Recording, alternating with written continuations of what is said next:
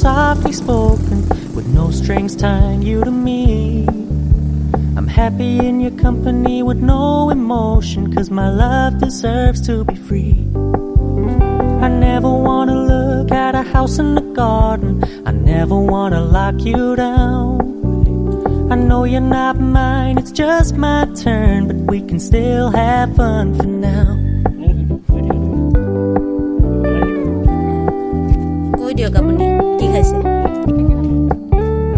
You told me you don't really do commitment, trust me. Consider your message received. When you said you couldn't take us too seriously, I must admit I was relieved. 'Cause I never wanna play happy families with you, but I like having you around. I'm fully aware this is a flash in the pan, but we can still have fun for now.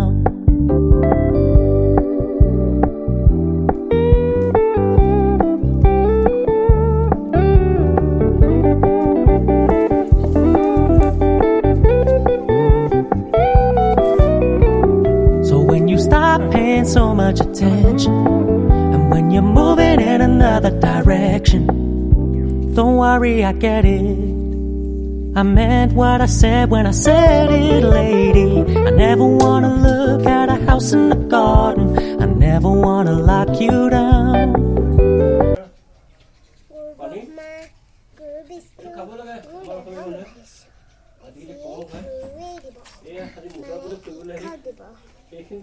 প্রতি বছৰে 5 ছেপ্টেম্বৰ দিনাখনিত সমগ্ৰ ভাৰততে শিক্ষক দিৱস পালন কৰা তুমি চবতকে কাক ভাল পোৱা, মা নে বাবা? দেউতা। কিয় দুইটাকে ভাল পোৱা? অলপ বেছি ৰাষ্ট্ৰপতি আছিল যদিও তেওঁ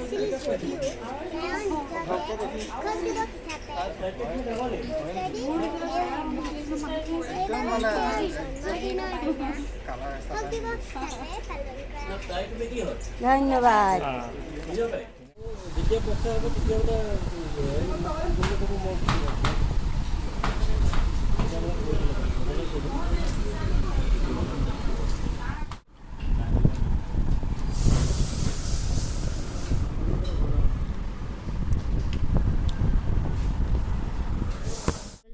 ফাৰ্ষ্ট শ্বুট আজি ৰাতিপুৱাৰ শ্বুটিংটো গিবনত হৈছে প্ৰথম, আৰু মই এনেকুৱা দুখ, মই ঘৰৰ ওচৰৰ পৰা ঘৰ নোযোৱাকৈ এতিয়া যাব লাগিব এখন gibbon. I know you're not mine, it's just my turn, but we can still have fun for now. No, I never wanna play happy families with you, but I like having you around. I'm fully aware this is a flash in the pan, but we can still have fun for now. Yeah, we can still have fun for now. Oh, we can still have fun for now.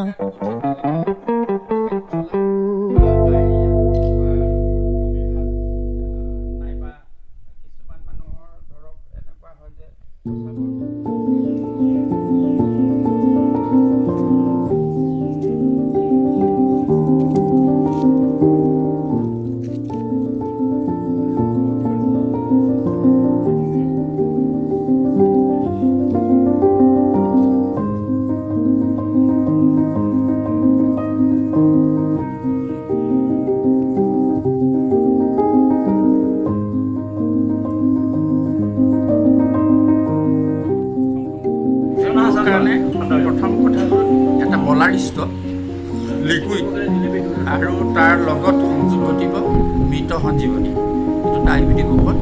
তাৰ হ'ল যে সম পৰিমাণে 20 ml 10 ml 20 ml কৈ daily ভাতৰ পাছত দুবাৰ খাব পাৰে। দুইটা বস্তু একেলগে মিশ্ৰণ কৰি ল'ব পাৰি, তাৰ লগত অলপ পানীও সম পৰিমাণে পানী দি ল'ব পাৰি। ভাতৰ পাছত দুবাৰ খাব পাৰে, কনচিডাৰেবলি 3 বাৰো খাব পাৰে, একো আপত্তি নাই। আৰু বৃহৎ পাত চিন্তামণি, এইটো এটা টেবলেট আৰু সেইটো পৰাপক্ষত হালধি ৰসৰ লগত খাব লাগে 50 গ্ৰাম হালধি ৰসৰ লগত এটা বড়ি মিহলাই মিশ্ৰণ কৰি অলপ পানী দি ডেইলি 2 বাৰ খাব পাৰি তাতোতকৈ এটা ইয়াৰ ওপৰত এটা ঔষধ আছে তাৰ নাম ৰসৰাজ ৰস সেইটো বস্তু ডেইলি প্ৰথম 7 দিনলৈ 2টাকৈ খাব পাৰি হালধি ৰসৰ লগত খালেও বিশেষকৈ ভেদাইলতাৰ ৰসৰ লগত বেছি ফলপ্ৰসূ হয় কিন্তু ভেদাইলতাটো চবতে পোৱাটো অসুবিধা হ'ব পাৰে কিন্তু আৰু হালধি ৰসৰ লগতে খাব কেঁচা হালধি ৰসৰ লগত তেনেকৈ 7 দিনলৈ 2টাকৈ খাব পাছত ডেইলি এটাকৈ খালেও মৰ্ণিং টাইম এই 3টা ঔষধ ব্যৱহাৰ কৰি চব সোনকালে মানে ৰিমেটিক পেইন হৈছে এতিয়া সেইটোৰ পৰা ৰেহাই পাই যাব আৰু পৰাপক্ষত ইউৰিক এচিডৰ যিটো ঔষধ মই ইতিমধ্যে কৈছিলোঁ তেনেকুৱা ফৰ্মুলাৰে তাকো যদি ডেইলি 50 গ্ৰামকৈ খাই থাকে এই ফৰ্মুলাটো এবাৰ আকৌ এবাৰ কৈ দিছোঁ সেই ফৰ্মুলাটো হ'ল এনেকুৱা 25টা জলফাই টেঙাৰ পাত আনিব খুব ধুনীয়াকৈ ধুই তাক অলপ খুন্দিব থেতেলাব 1 লিটাৰ পানীত বইল কৰিব বইল কৰি যেতিয়া 250 গ্ৰাম 4ভাগৰ এভাগ থাকিব অলপ বেছি থাকিলেও আপত্তি নাই পানীটো 1 লিটাৰতকৈ অলপ বেছি হ'লেও আপত্তি নাই থাকিব তাক তেতিয়া নমাই ঠাণ্ডা কৰি চেকি বটলত ভৰাই দিব আৰু তাৰ পৰা ডেইলি 50 গ্ৰামকৈ এইকেইটা ঔষধ খালে ডেইলি এবাৰ খালে হ'ব যিবিলাকে এইবিলাক ঔষধ নাখায় তেওঁলোকে 2 বাৰকৈ খাব পাৰে কিন্তু ব্যৱহাৰ কৰিব পাৰে কণ্টিনিউ 3 দিন ব্যৱহাৰ কৰিলে খুব সুন্দৰ ৰিজাল্ট হ'ব আয়ুৰ্বেদিক ফৰ্মুলাৰ ঔষধবিলাক সাধাৰণতে 90 ডেজৰ এটা কোৰ্চ কৰা